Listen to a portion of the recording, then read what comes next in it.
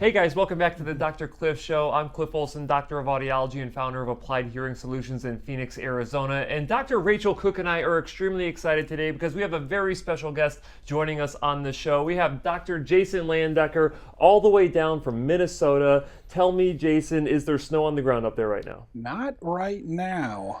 We had quite a cold front last week where we did have some snow, but it has gone away. Well, very good. So, as you know, we're down here in Arizona and we don't get snow that often, so I always find it intriguing anytime someone chooses to live in a state that has a bunch of snow. But Well, I have lived in both Arizona and Minnesota, and I actually chose to go back to Minnesota. well, right on. So, actually, let's talk about that a little bit. The reason for you being in Arizona, I believe, was for part of your training to become an audiologist, correct? That is correct. So I started out in Moorhead, Minnesota, across the river from Fargo, North Dakota, for my undergraduate degree at Minnesota State University, Moorhead, and then traveled south to A.T. Still University, where I got my doctorate degree. All right, and that's the one that we have out here in Arizona, and we actually have students who are going to be coming through our clinic to do their clinical rotation. So we'll see if we can't teach them something that we maybe learned from you here today.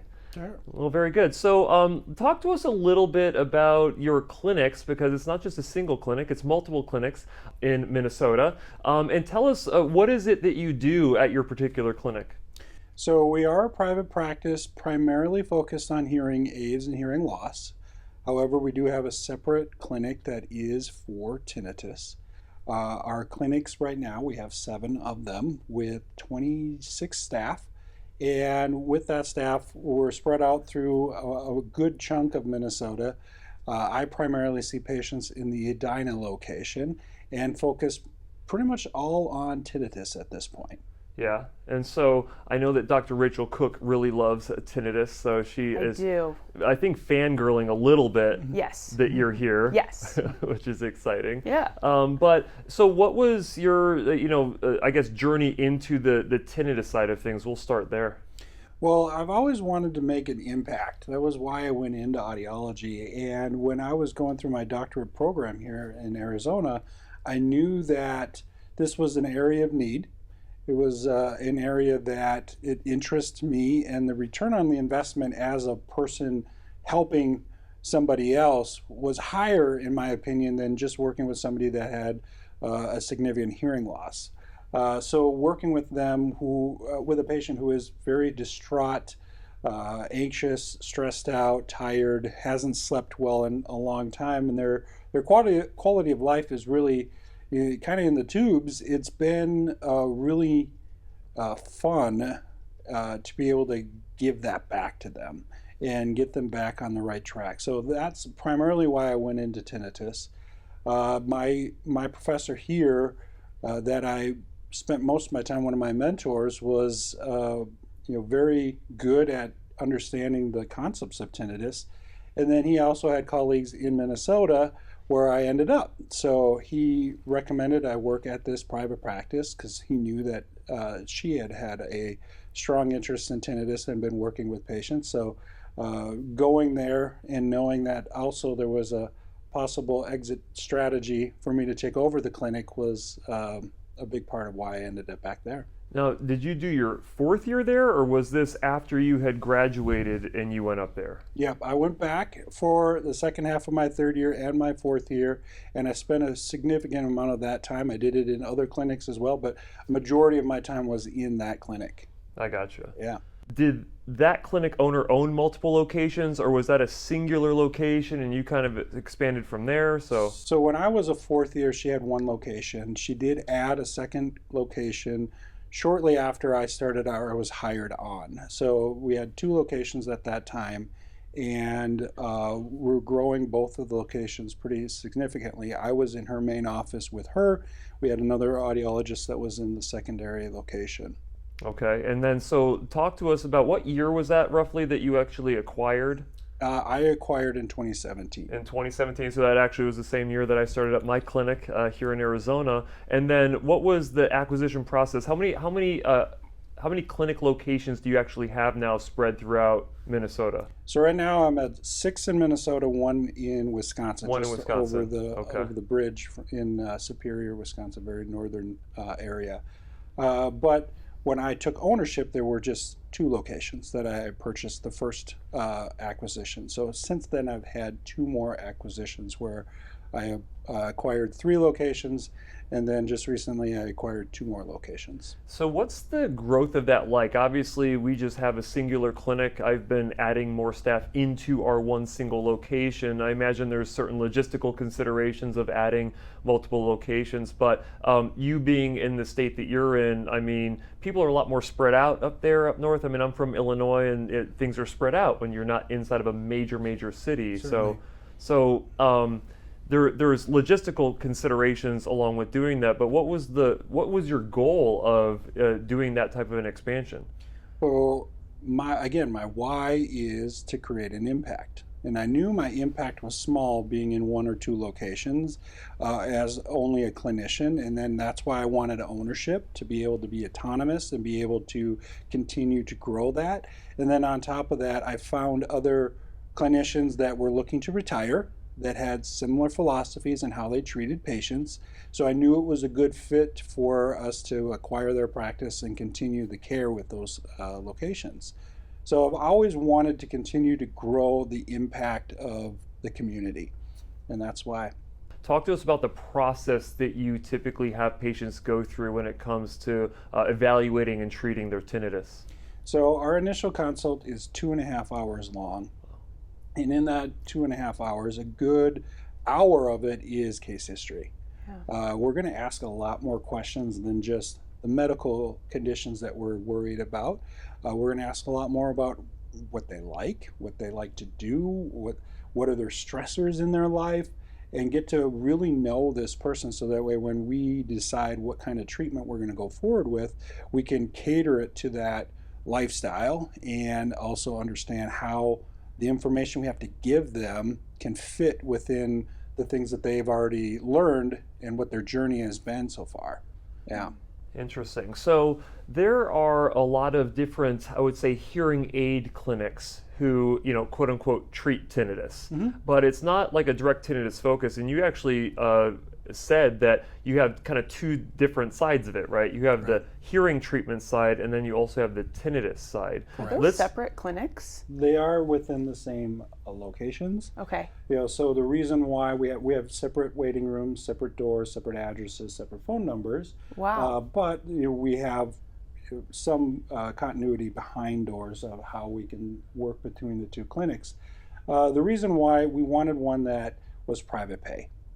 To be able to treat a tinnitus patient and try to accept assignment from insurances, it wasn't feasible. To be able to do the things that we need to do, there aren't even codes necessarily in the audiology side to be able to get that done. So we have to charge for our time, and it made it so much more simple for us to have just a separate clinic that is dedicated to working with a tinnitus patient. How cool.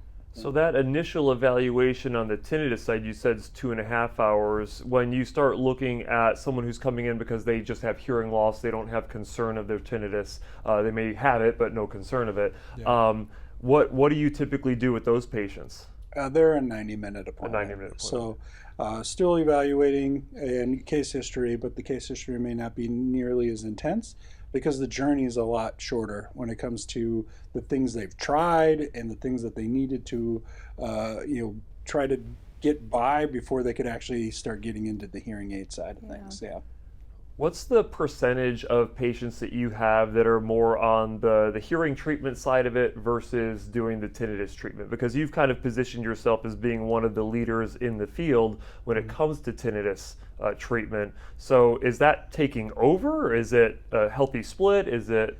For me, it is 95% of what I do is tinnitus at this point. It is pretty rare that I will see a patient that is just needing hearing aids for hearing loss. That said, we have 9 audiologists on our team. We have 3 that are dedicated for tinnitus at this point. We have a 4th-year extern that's doing fantastic and working with tinnitus patients as well. And the need is definitely growing.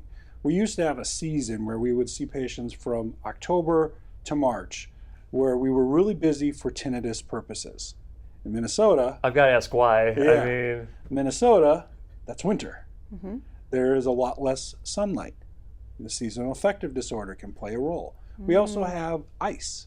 and slipping and hitting your head, and car accidents and things like that that can add to the symptoms that patients will have with tinnitus. So I almost think like colds too, like cold and flu, like Oh, yeah. getting a little bit of congestion, tinnitus goes up, and you're like, what's going on here? absolutely, Yeah. allergies play a role. So interesting. Yeah, so at that time when I started working with tinnitus patients back in 2010, that was the season. Now at this point, the season is full time. Year round. Yep, we're typically booked out about 3 months on a Wow. regular basis, trying to get the schedule, because we also want to be responsible with how we treat these patients. If we can't give them the dedicated time they need, they're not going to be successful. So we don't book 1,000 patients a week to make sure that we have time to dedicate to the ones that we do see. So we are spread out. Yep. So what is the method that you follow? I think that a lot of tinnitus specialists, they may actually do multiple different things with their patients. So how do you really identify what type of approach you're going to take with each patient that comes in? So my basis behind the training that I went through was the tinnitus retraining therapy done by Dr. Pavel Jastreboff. I did it back in 2011 and had a lot of experience prior to that working with Dr. Paula Schwartz, who had owned the clinic before me, as well as working with Dr. Henry Trahan here in Arizona as my in grad school. So that approach is kind of the basis behind what I've been trained on, but there is also progressive tinnitus management within the VA system. There is tinnitus activities treatment within the University of Iowa, working with Dr. Rich Tyler. There are a lot of different trainings available. On top of that, the American Board of Audiology created a certificate for tinnitus training as well, in which I was part of their subject matter expert team to be able to create. So there's a lot of avenues within there, and I don't think one is perfect. I think they're all really good, and it's just a matter of gaining as much knowledge as you can out of each one of them. And then when you're working with a tinnitus patient, if you've seen one, you've seen one, right? You've seen They're one. all very, very unique. And if you can use all of your resources to be able to help them, you're going to find that maybe this patient really needs this approach. Right. Maybe this patient really doesn't even need my approach. Maybe they need counseling. Yeah. So one of the things that we've just added to our clinic this year is a counselor. We have Yeah, a that is clinical so psychologist cool. on staff 1 day a week, and her schedule is full. It's been very effective. So we're trying to break down some of the barriers of the mental health aspect of tinnitus management by having it just accessible. Wow. Can I ask, was it easy to find a counselor to put in practice, or is that, I mean, it's a niche field within audiology as is, right? Not a ton of providers that feel super comfortable working with tinnitus patients, but then a counselor too that might not have the same training and understanding that we do. Did you put her through a tinnitus management program training? Did you do it? So the journey there started about 8 years ago. She's been now working with patients that we've seen for 7. Oh gosh, okay, And so this is a long... Yeah, so essentially we started calling psychologists around the area. We got into a group that had hey, maybe we can find a provider within our group that might be interested in it. And I had coffee with her. So I had coffee with several, and at that point I actually had her come in and sit in on an initial appointment with me as well. So she's seen great idea. 3 of them now with me, I think, to be able to understand our concepts and how we approach it. So that way she can better adjust her protocols, because some of the patients just need tools. Breathing exercises, mindfulness-based stress reduction, and some need a lot of layers peeled off. And if she has the underlying knowledge of how I've taken them and then why I'm sending them to her, she can better address those with them.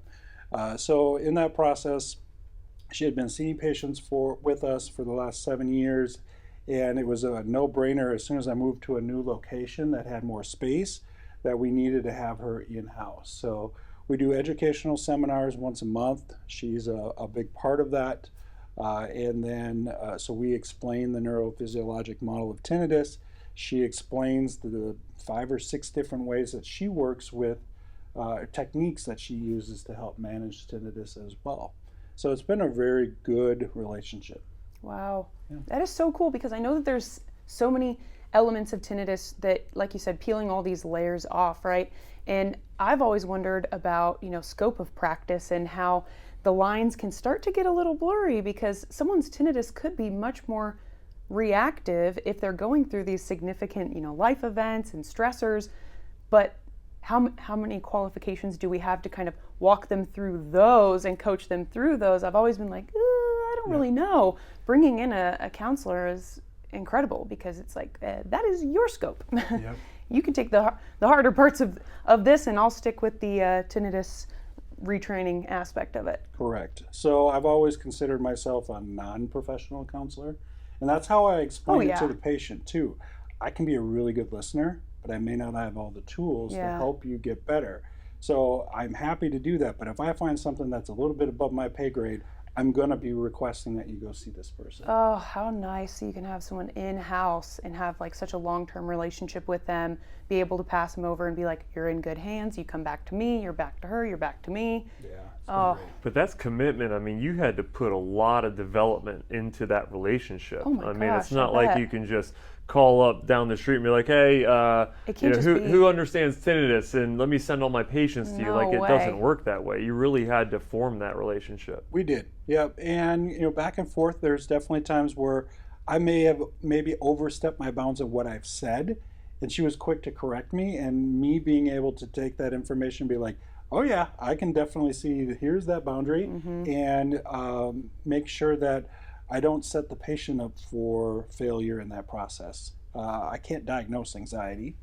So if I say the word anxiety, sometimes they might think that they have anxiety. Right. So now I don't use the word anxiety. I may use stress instead, and help them understand that, there are stressful moments and there are anxious moments, but you don't necessarily have to have anxiety either.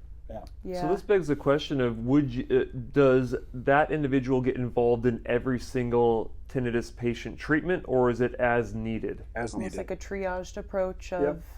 So we use questionnaires at the beginning of our appointment, and we've used in the past the PHQ-9 and the GAD-12 questions, what are the anxiety and depression questionnaires. And we've switched now to the Burns anxiety and the Burns depression scales, so they're a little bit more in depth. And then we find that cutoff where that she feels like if they have above this number, I need to see them. And sometimes they need to see her first before they're even in the right mindset to start treatment. And so let's say that you do send them to her for that initial phase of treatment. You had mentioned TRT, but there may be some individuals watching this. This is the first time that they've heard of that. So what is tinnitus retraining therapy? So tinnitus retraining therapy is a combination of sound therapy and counseling. Education, being able to understand the concepts of why you feel bad and how that works within your brain and how you don't have control over it, then allows your brain to start being able to be open to change. Before that, it's only, I need to fix this. So understanding the concepts of the neurophysiologic model of tinnitus, essentially how the brain hears it, why it becomes bothersome, and then the way that your brain can take that information and change it, because it's a reflex. It's a reflex that is the same reflex you have when your alarm clock goes off in the morning. So if we can educate a patient on that process, and it takes re-education, multiple visits to be able to get it sometimes, but between that and then the combination of finding the mixing point of sound, so using sound therapy within finding a point where the tinnitus is less noticeable but still there. We don't mask. We actually did a recent interview with Dr. Emily McMahon, who says that masking is not a tinnitus treatment. I think I said that right. What's your standpoint on the use of masking? Back in the 80s, I would say early, Jack Vernon was one of the pioneers in masking, based on the concepts of residual inhibition, right? If you cover up the tinnitus for a certain period of time, you will have a certain period of relief afterwards. And that was an effective treatment because that was what they knew at the time. what Dr. Jasterboff figured out is that if you hear the tinnitus, you can get used to it.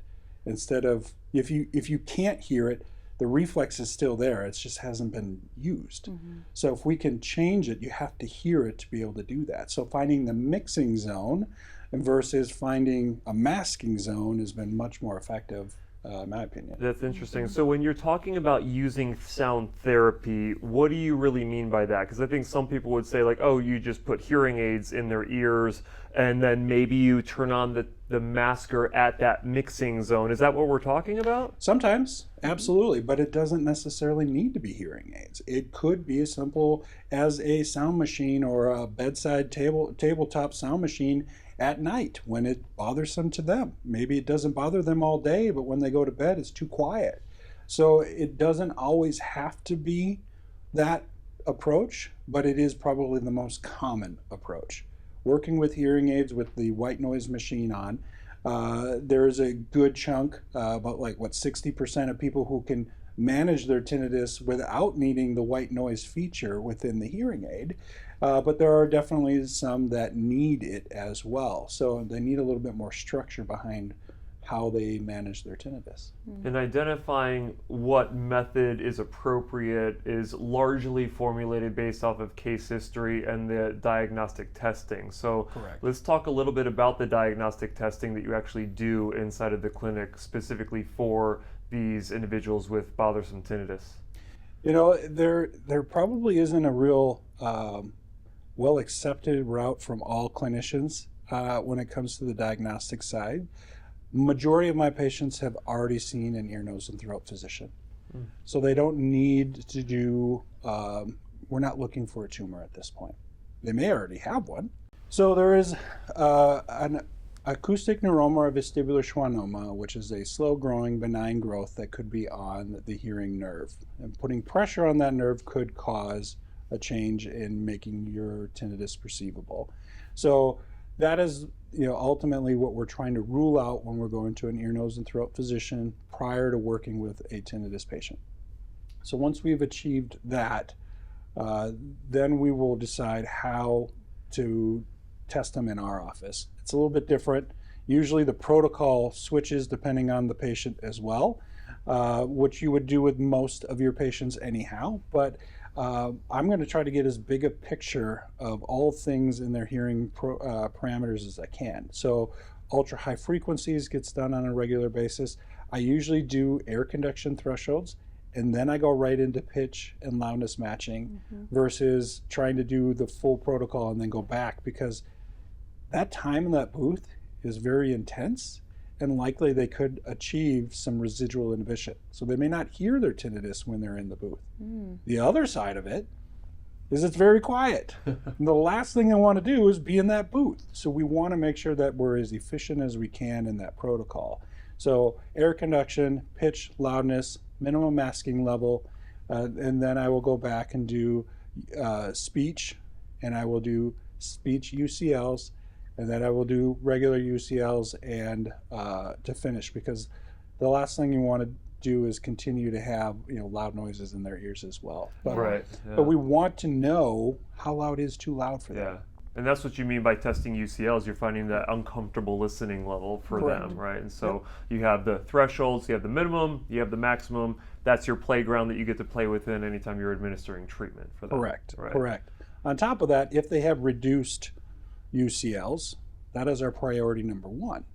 Think about it. If you don't tolerate sound in general, it's pretty hard to tolerate a sound you don't like, being tinnitus. So we're going to try to address the hyperacusis or sensitivity levels first to make sure that we're managing that at a safe level. And that is something that is essentially curable. We can get the UCLs or sensitivity levels to improve over time, sometimes using a very similar approach with sound therapy. Yeah. Interesting. So I know that my tinnitus goes like crazy when I step in the sound booth. I'm just hooking a patient up. And I just, when I go sit in there, I'm like, oh my gosh, if I was the patient in there, my tinnitus would be 20 decibels higher perceptually than what it is normally. Yeah. So is that factored into any degree when you're doing tinnitus pitch and intensity matching? Actually, the physical volume of your tinnitus doesn't really change, right? So your perception changes because of the contrast, but the physical volume is actually very soft. So it doesn't take a lot of noise in the environment to make it less noticeable. And it can be very, as soon as you just get some noise in the environment, usually they're okay again. Yeah. So at that point, you might even tell a patient, like, hey, you have tinnitus at 8,000 hertz and it's 5 decibels louder than your thresholds. Correct, right? correct. And Yep. so for some people, is that enough for them to just know that? Very rare, but yes, it's why we do it. There is no diagnostic value to really understanding and knowing what their tinnitus pitch and loudness is. It's purely for education, to show them that it is not loud, that it is something that can be managed with not a lot of volume, and it helps also on the other side is quantify and qualify it to them so they know that it's real, and that I know that it's real, so that we know we're on the same page and how we're going to address it going forward. And so let's say that you do, based on these questionnaires that you utilize, and I think different providers use different questionnaires to identify how bothersome tinnitus really is. But if you start getting someone into a level of tinnitus that you don't think that you can manage just with hearing aids and counseling alone, like, what's your process of going through treatment with those individuals? Bring in our counselor and help understand what is our goal, readdress the actual expectations of the patient, because if hearing is the expectation, we have to redesign that and make sure that their mindset is this is how we can manage it. But there are other tools besides hearing aids and counseling that are effective. This new product that just came out, the Lenire by Neuromod, has been a really good addition to our treatment protocol, our treatment toolbox, as we call it. And it's a new way to address the tinnitus that doesn't require a hearing aid, and it's so far been very effective. When you say the Lenire tinnitus treatment device, what does that actually entail? So Lenire is a bimodal neuromodulation device. It's the first of its kind. But what it's doing is you're putting headphones on that has a music sound. It's very soft and soothing sound within rainfall and random tones within it. And then you're putting a tongue stimulator on the tip of your tongue that plays a very soft stimulation that would be kind of like soda water on your tongue. But the feeling, the sensation is in sync with the sounds of random tones going through the headphones. So what that's doing is it's reinforcing the sound going through the auditory pathway by using your trigeminal nerve, your tongue, that pathway going right next to each other all the way through that auditory cortex to reinforce that the tones coming through the headphones are more important than what you're hearing from your tinnitus. And over time, what that's doing is taking the attention away from the tinnitus and more towards those tones and neutralizing the tinnitus to be neutral. Not volume change, but habituating. Yeah. So we're getting used to it. We're not caring that it's there. To the point where you still hear it, you just don't care about it as much That is anymore. correct. Right? Right? There's still going to be good days and bad days, but trying to remove as much of that limbic system activation as possible so that it can be just, like you said, neutral. It doesn't have to be positive, doesn't have to be negative. If we can just land in this neutral zone and rewire those pathways to put much more emphasis on what's happening in your outside world. Because like I have my tinnitus all the time, and for a while there, I was really scared about it because it just kept going up and up and up. And I'm like, I know it's not actually going up, but my stress levels were contributing to that. And then, you know, it gets louder and then the cycle just grows and grows and grows. And so I actually did a little bit of, I guess it was, they were ear level sound generators with a little bit of like an ocean wave or something in the background, and did that for a few months. And I was kind of just facilitating it myself. I'm learning about tinnitus retraining therapy, and I'm like, well, I'll try it out on myself. And it was so crazy to see how things can rewire over time, and how I started focusing so much more on the ocean waves and literally syncing my breathing with the waves and everything. And then I just started listening more for the waves than I was listening for the tinnitus. And I'm like, oh, I love these waves. And then I was eventually able to drop them. But taking that taking that emphasis and that focus off of what's happening in here and putting it back out here. Yep. So crazy. Yeah. But I love it. We're tricking the brain. We are tricking the brain. We're retraining a reflex that says this sound is bad to say it is neutral. Yeah. We do it every day. Yeah. You hear so many sounds every day that you don't even think about. Yeah. Your refrigerator kicks in, air conditioner, or furnace kicks in. We're in Arizona, and probably more of the air conditioner than the furnace. But all of those things make noise, and probably physically louder than your tinnitus. Yes. But the perceived volume of your tinnitus increases because of that feedback loop that you were talking about. So if we can reduce that feedback loop or change it, then the brain doesn't care that the tinnitus is there, even though physically it hasn't changed. It hasn't changed at all, but oh my gosh, yeah. Now, Jason, tell me, if Dr. Cook really wanted her tinnitus to go down further, could she do her own type of bimodal neuromodulation by playing those ocean waves and then putting pop rocks in her mouth? The pop rocks would be a challenge, because if you've ever had pop rocks on your tongue, They're pretty intense. they are. So it could create more of an adverse reaction than a good reaction. Interesting. So, yeah, it wouldn't be my best recommendation. This treatment that you do with the Lenire tinnitus device, like it's customized to the individual specifically based on what their hearing is, right? Correct, yeah. So we're going to use the data we pulled out of the booth on top of doing an actual stimulation on the tongue and a calibration within that process. So it is customized to the patient to make sure that it is finding the right amount of volume in each frequency, to be able to make sure that when we're hitting that auditory cortex, it is efficient. Yeah. Interesting. So you couldn't just take that device and give it, like, have it programmed for you and then hand it off to someone else. Not that they would want to put the tongue tip in their mouth, but maybe with rubbing alcohol you could sanitize, but you wouldn't want to do that. Correct. Yeah, it wouldn't be my best recommendation. Are there going to be people that do that? Absolutely. There are people that will wear hearing aids and then pass them off to other people too, even though they're not anywhere near programmed for them. So it is going to happen at times, but it is definitely not my recommendation. And so you have had, I believe, good success with the Lenire system inside of your clinic. Care to elaborate on that? Yeah, so we've been seeing patients since the first day it was available, and with that, majority of our patients are fitting right into on schedule with what the Lenire Tente 3 study showed, which was at least a 70% improvement. The study itself was looking for minimum quality of life improvement. A certain score on that THI that they use, the questionnaire that they use, of drop, which was statistical improvement, and that was about 7 points drop. I would say we're seeing much higher average than that, and we're seeing it probably within even 6 weeks, but at 12 weeks we're clearly getting that for the majority of our patients. There are definitely some that are not yet, and maybe part of the process of being one of the first providers is learning a lot about how we need to counsel on this product, and then selecting the right patient for it as well. So we've adapted quite a few things over the last 6 months, but it's been a really good product for us. And just to be clear, it's not for everybody, right? Correct, Right, yeah. right. So one of the things that we like to do in our office is demo devices in-house. And you can read so much about how a patient is actually interacting with it based on their body.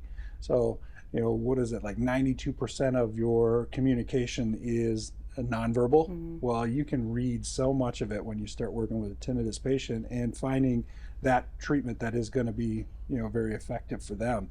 So we will demo a lot of the sounds. We can't demo with the tongue stimulator, but we will at least try different devices in the house and educate them, so that way they're taking ownership of the treatment protocol. Gotcha, yeah. Yeah. For those individuals that, okay, so you said 70% of them, or a large majority of them, are seeing significant reductions in the perception of their tinnitus.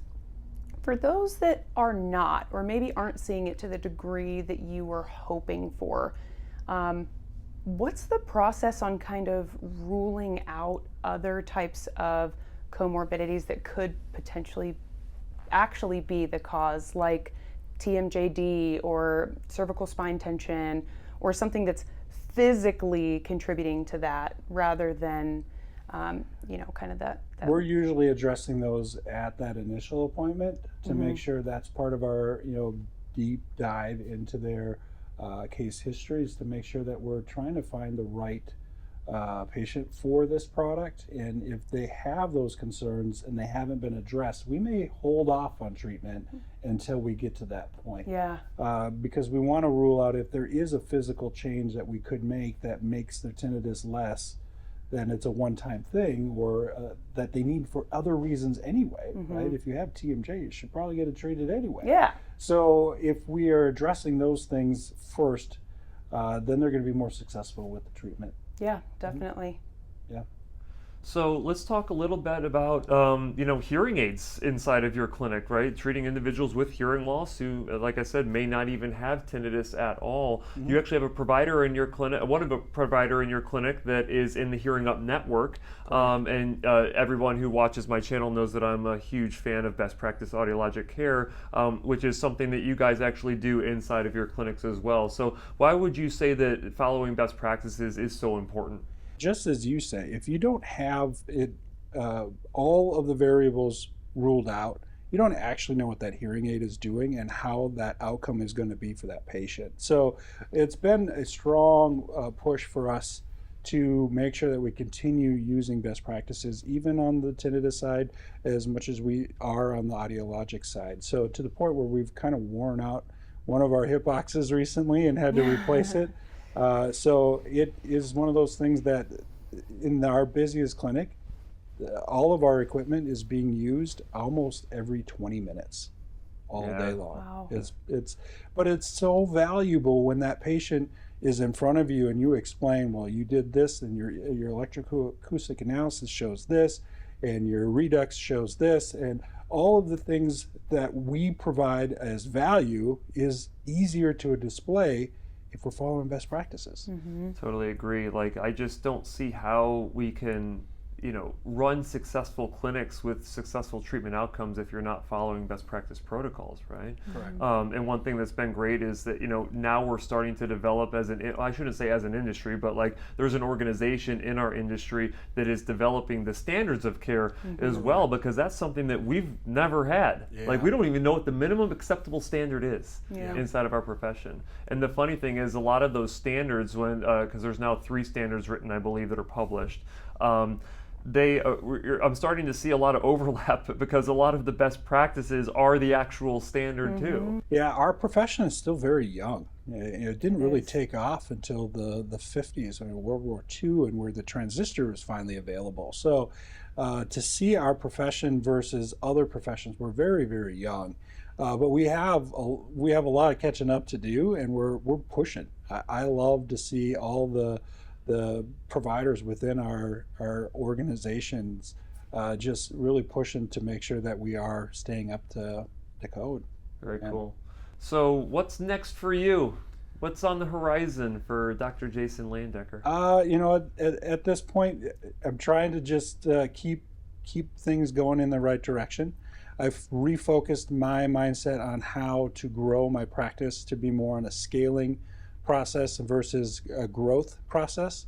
Growth is really expensive, and if you work on a scaling process, now you're giving more ownership to the rest of the team to make decisions and to continue the same impact that I'm trying to achieve, and it's been very effective. So me being out of the office has probably been just as important as being in the office, and giving them essentially a vacation from me today to make better decisions and take ownership of those decisions. So that has been our big push this last year.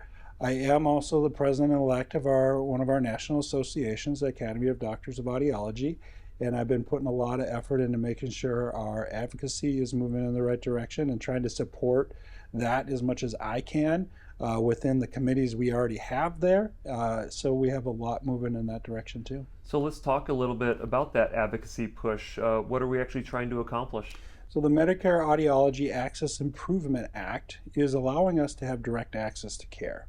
Again, breaking down some of the barriers that are out there, and the 3 pillars that are really about that act is first, direct access. So no more going to your primary care doctor to get an order to be able to see us, which is kind of a moot point at this point. There are only 2 practicing professions right now that require it: audiology and radiology.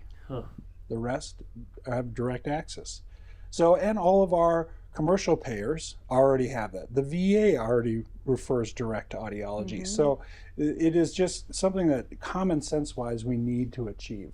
It also allows us to bill for the things within our scope of practice. It doesn't expand our scope of practice, but it allows us to be able to bill within our scope of practice for the things that are important: counseling, telehealth, wax removal, things that are very important to what we do in our office that can also support the other professions that do those things. So those are kind of the primary reasons why we need to get this bill passed. So if I was a consumer with hearing loss and I'm like, that sounds like it's really good for me as a consumer, is there anything that people can do to help support that? Absolutely. If you go to chooseaudiology.org, there are ways that you can connect with your legislator locally and on the federal level to be able to write a letter to them and show your support and why it is so important. There are ways to donate money because lobbying is expensive. And getting things moved forward is going to take money. So those are the primary ways. Boots on the ground are always welcome, and consumers, because this is what this is for. Audiologists can bill privately, but if we can break down the access to care problems that we're dealing with, it gives the consumer a lot more opportunity to see us regularly. So I think that if we can get the consumers involved a little bit more, I think we can get it passed. Oh, yeah. Excellent. Yeah, I think that'll be good for everybody. So awesome. Well, Jason, thank you so much for coming down here to Arizona to hang out with us for a day. And you're welcome to his team that I pulled him out of the clinic so you guys can do your job more effectively. But guys, if you enjoyed today's episode, make sure that you hit that like button. And if you are not yet subscribed to the channel with notifications turned on, go ahead and do that as well. And we will see you in the next episode.